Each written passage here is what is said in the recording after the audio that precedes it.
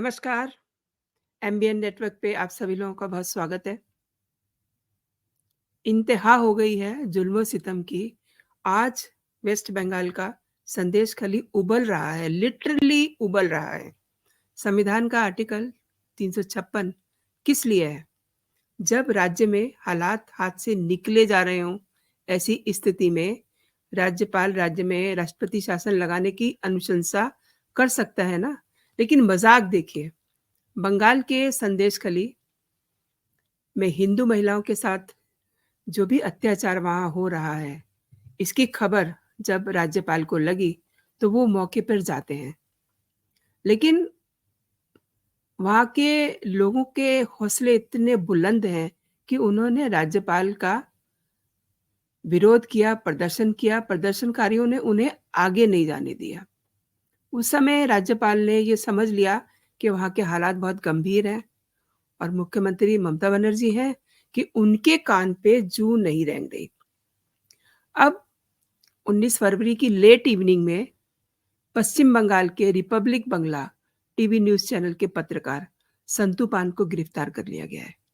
वो नॉर्थ 24 परगना के संदेशखली में महिलाओं के बलात्कार के खबरों को लेकर के काफ़ी मुखर थे, लगातार रिपोर्टिंग कर रहे थे और उनको जिस समय गिरफ्तार किया गया, उन्हें कोई बचाने वाला नहीं था। मैं आपको उनका ऑडियो सुनवाती हूँ।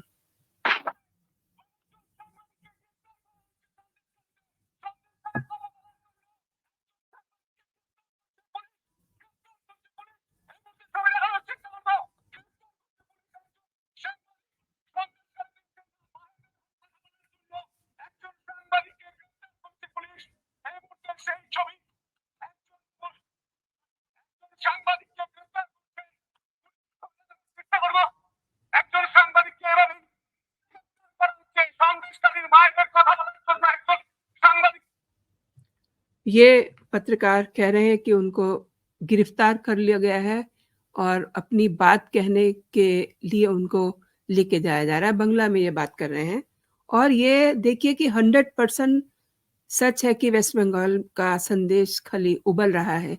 इसके पीछे एक ही नाम है, शाहजहां शेख। वो मंत्री नहीं है, विधायक नहीं है, केवल जिला परिषद का अध्यक्ष है। पूरे इलाके में सबको पता है कि शाहजहां के इशारे के बिना संदेशखली में एक पत्ता भी हिल नहीं सकता।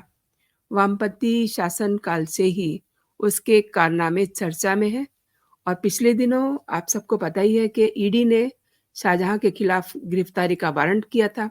उसके बाद से वो फरार है और उसके बाद हिंदू महिलाओं की हिम्मत पड़ी, उन्होंने जो उनके साथ अत्याचार हुआ था, उसके खिलाफ प्रदर्शन किया और संदेशखली सुर्खियों में आता है। इन महिलाओं की आवाज़ न जाने कब से दबाई जा रही होगी, लेकिन वो कहते हैं ना कि जब इंतहा हो जाती है, तो दर्द जो है ज़ुबान पर आ जाता है। संदेशखली की हिंदू महिलाएँ उनकी कहानी से जुदा नहीं है। हिंदू महिलाओं की अस्मत को लूटा गया, लेकिन महिला मुख्यमंत्री होते हुए भी उन्होंने अपने मुँह में दही जमाया हुआ था। वो शेख को लगातार बचा रही हैं। जब इतना हाहाकार मचा हुआ है, तो फिर संविधान का आर्टिकल 356 किस लिए है? इसका प्रावधान क्या बस पन्नों में रखने के लिए है? 19 फरवरी को राष्ट्रीय महिला आयोग की अध्यक्षा रेखा शर्मा ने भी वहाँ का दौरा किया। वहाँ की महिलाओं से वो मिलती हैं। ज़रा इस पे क्लिपिंग पे आप नज़र डालिए। क्योंकि मुझको देना है एक कि राष्ट्रपति शासन होना चाहिए यहाँ पर, नहीं तो महिलाएं यहाँ असुरक्षित हैं। मुख्यमंत्री है, पुलिस। तो आपने देखा कि किस तरह के हालात उन्होंने बयान किए हैं। मतलब जो मौके पर आकर के बता रही हैं, वो कुछ नहीं है और पश्चिम बंगाल की मुख्यमंत्री ममता बनर्जी की सत्ता लोलुपता इतनी अब बढ़ गई है, उनका तुष्टीकरण का लेवल इतना हाई हो गया है कि उन्हें नहीं दिख रहा कि टीएमसी के नेता हिंदू महिलाओं पे किस तरीके से अत्याचार कर रहे हैं।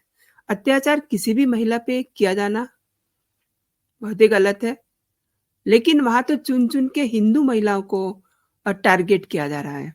हिंदुओं की ज़मीनें छीन ली गई हैं, महिलाओं और बेटियों के साथ बलात्कार हो रहे हैं, पुरुषों की बेरहमी से पिटाई हो रही है और जब वो शिकायत करने के लिए पुलिस के पास जाते हैं तो उनकी शिकायत नहीं ली जाती। इस अत्याचार की अंतहीन दास्तां है, लेकिन हर अत्याचार का अंत होता है और शाहजहां शेख अभी भी फरार है और कुछ लोग कह रहे हैं कि शाहजहां संदेश खली में ही है। कुछ लोग ये भी कह रहे हैं कि उसे किसी ने शरण दी हुई है। ईडी के वारंट के बाद भी पुलिस की नाक के नीचे से वो फरार हो गया है। इससे पता चलता है कि सत्ता पक्ष में उसकी कितनी जबरदस्त पैठ है। पश्चिम बंगाल का उत्तर 24 परगना जिले का संदेश खली पिछले 2 महीने से सुर्खियों में है।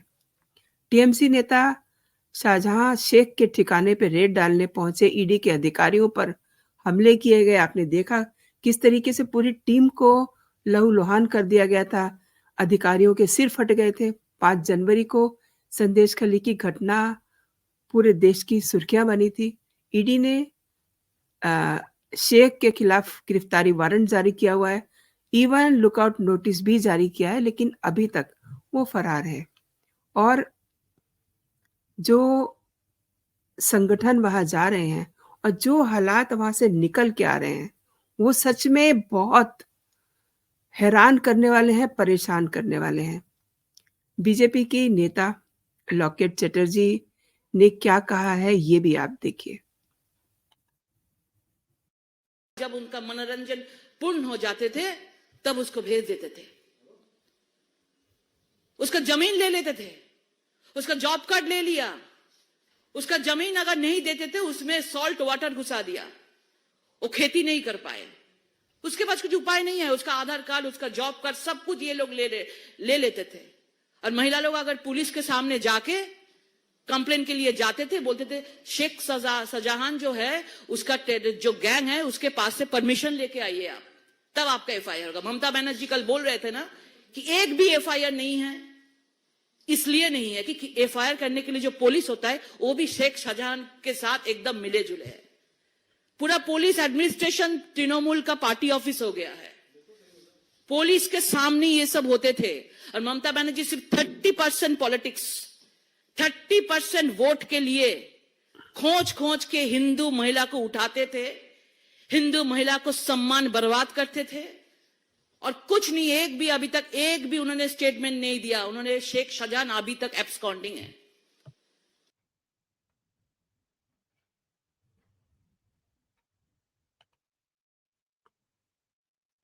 हर तरफ से एक ही आवाज आ रही है और मतलब खुली गुंडागर्दी चल रही है ममता के वेस्ट बंगाल में। कोई रोक-टोक नहीं है और जो महिलाएं अपना दर्द वहां बता रही हैं, वो भी मैं आपको सुनवाना चाहती हूँ। এইবার তারা হুমকি চলে আসবে, তোমার বাড়ির বউ তুমি ছেড়ে দাও, তুমি স্বামী হতে পারো কিন্তু তোমার কোনো অধিকার নেই, মানে নিয়ে চলে যাবে রাতের পর রাত, একদিনের জন্য না, যতক্ষণ তাদের নাম মন করবে ততক্ষণ তোমার কিন্তু রেহাই নেই। ওই রাখতো পার্টি অফিসে, তারপরে ভোরের বেলায় ছেড়ে। ये कह रही हैं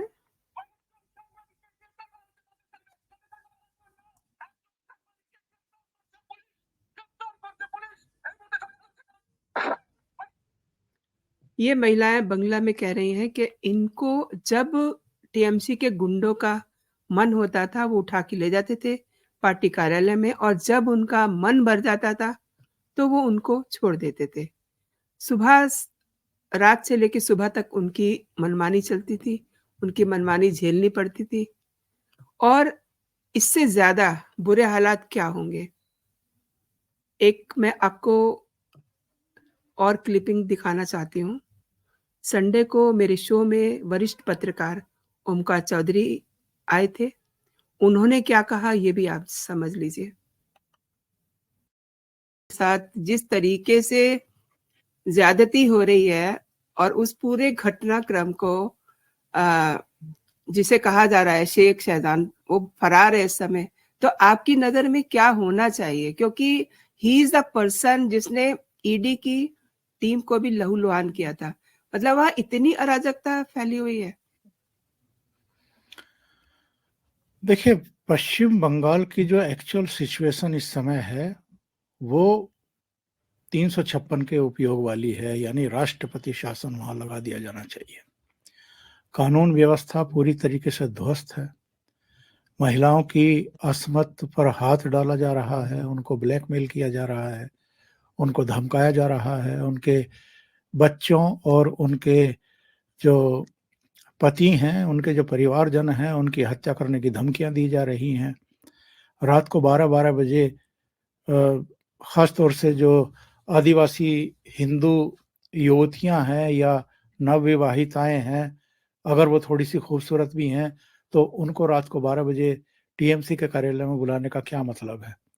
और वहाँ पर मनोरंजन के नाम पर जो उनके साथ किया गया है, जो रिपोर्ट्स अब तमाम आ रही हैं और कम से कम एक चैनल वहाँ की ग्राउंड ज़ीरो की रिपोर्ट दिखा रहा है, आज तक श्वेता गई हुई है, वहाँ से जिस तरह की चीज़ें निकल कर के आ रही हैं, दिल दहलता है सुन कर के कि जी, किस जी। तरह की सिचुएशन है। और अफ़सोस इसलिए और भी ज़्यादा होता है कि पश्चिम बंगाल का जो नेतृत्व है, वो इस समय एक महिला मुख्यमंत्री कर रही हैं। पर वोट परस्ती में आप उन महिलाओं को, उन परिवारों को ही उल्टे ज़िम्मेदार ठहराने की कोशिश करें और जो व्यभिचारी हैं, बलात्कारी हैं या जो ज़ोर-ज़बरदस्ती कर रहे हैं, इनके साथ में उनका बचाव करती हुई दिखाई दें और वो भी सदन के पटल पर, तो ये बेहद अफ़सोस की बात है। इसलिए मैं कह रहा हूँ कि ये 356 का परफेक्ट केस है। 356 वहाँ लागू की जानी चाहिए, सरकार बर्खास्त करके वहाँ राष्ट्रपति शासन लागू कर दिया जाना चाहिए, ताकि बंगाल के साथ-साथ जो देश के दूसरे हिस्से हैं, दूसरे राज्य हैं, वहाँ भी जिस तरह की चीज़ें चल रही हैं, उनको भी आँखें हो जाएँ और उनको भी समझ में आ जाए कि 2014 से अब तक भले ही नरेंद्र मोदी सरकार ने किसी सरकार को बर्खास्त नहीं किया है, पर अगर पानी सिर से ऊपर जाएगा, तो फिर 356 का उपयोग होगा, क्योंकि संविधान में अगर 356 रखी गई है, तो वो केवल प्रदर्शनी के लिए नहीं है, दिखाने के लिए नहीं है, उसका उपयोग भी किया जा सकता है। तो आपने देखा कि सब तरफ से राष्ट्रपति शासन की अब माँग उठने लगी है और जो विश्लेषक हैं, जो इवन जो वहाँ के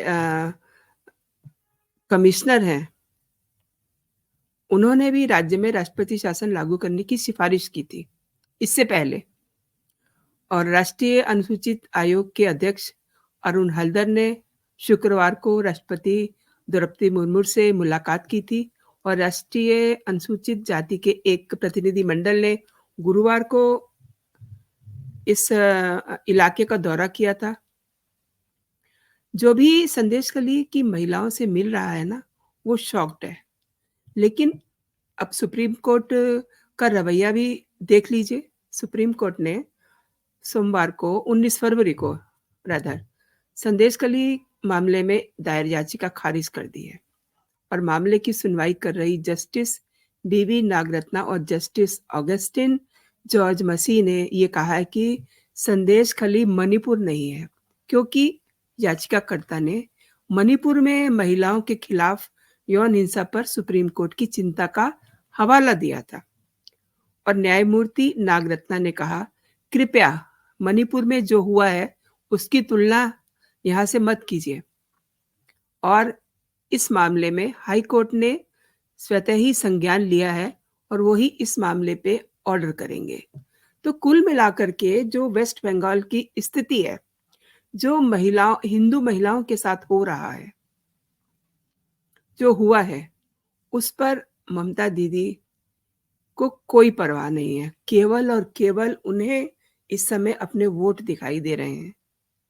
उन्हें ये नहीं दिख रहा है कि वो खुद एक महिला हैं और उनके राज्य में महिलाओं के साथ इस कदर ज्यादती हो रही है कि घर से पकड़ के लाया जा रहा है।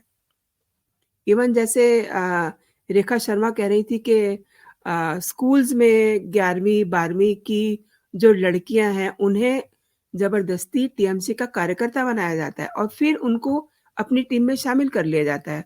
उसके बाद जो उनके साथ सलूक होता है, वो बताने लायक नहीं रहती है।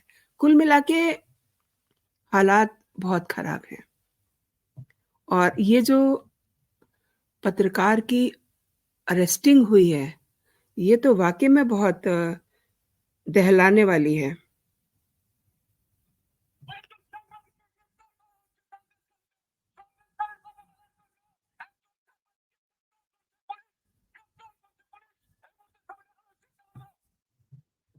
तो अब जो पत्रकार, जो संगठन वहाँ जाएँगे, उनके साथ यही व्यवहार होने वाला है आने वाले दिनों में। तो इसका मतलब तो ये हुआ कि वहाँ की महिलाओं की आवाज़ बिल्कुल दबा दी जाएगी, क्योंकि मीडिया एक ऐसा माध्यम होता है जो सब चीज़ों को लोगों को बताते हैं। जो इस तरीके की कैसी भी घटनाएँ हों, लोगों तक मीडिया के ज़रिए ही जाती है और मीडिया पर्सन को अ, इसका वीडियो भी आप देख सकते हैं सोशल मीडिया पे, कैसे उसको घसीट के लेके जाया जा रहा है और वो बेचारा चिल्ला रहा है कि मुझे पकड़ लिया, मुझे गिरफ्तार कर लिया। ये हालात हैं। दोस्तों, आपने मेरे साथ ये पूरा वीडियो देखा। मैं चाहूँगी कि ये बहुत गंभीर मसला है, इस पे आप अपनी राय ज़रूर दें और आपको मेरे कंटेंट अगर पसंद आ रहे हैं, तो वीडियोज़ को अपने दोस्तों में, अपने सोशल प्लेटफ़ॉर्म पे आप शेयर कीजिए, ताकि ज़्यादा से ज़्यादा लोगों को ये पता चल सके कि वेस्ट बंगाल में आखिर हिंदू महिलाओं के साथ हो क्या रहा है। अभी तक अगर आपने मेरा चैनल सब्सक्राइब नहीं किया है, तो मेरे चैनल को सब्सक्राइब भी कर लीजिए और बेल आइकन को ज़रूर दबा दीजिए, ताकि मेरे चैनल के जो भी नोटिफ़िकेशन है, आप तक सबसे पहले पहुँचे। अभी के लिए दोस्तों इतना ही। आप अपना और अपनों का ख़्याल रखिए, खुश रहिए, स्वस्थ रहिए। जय हिंद, जय भारत।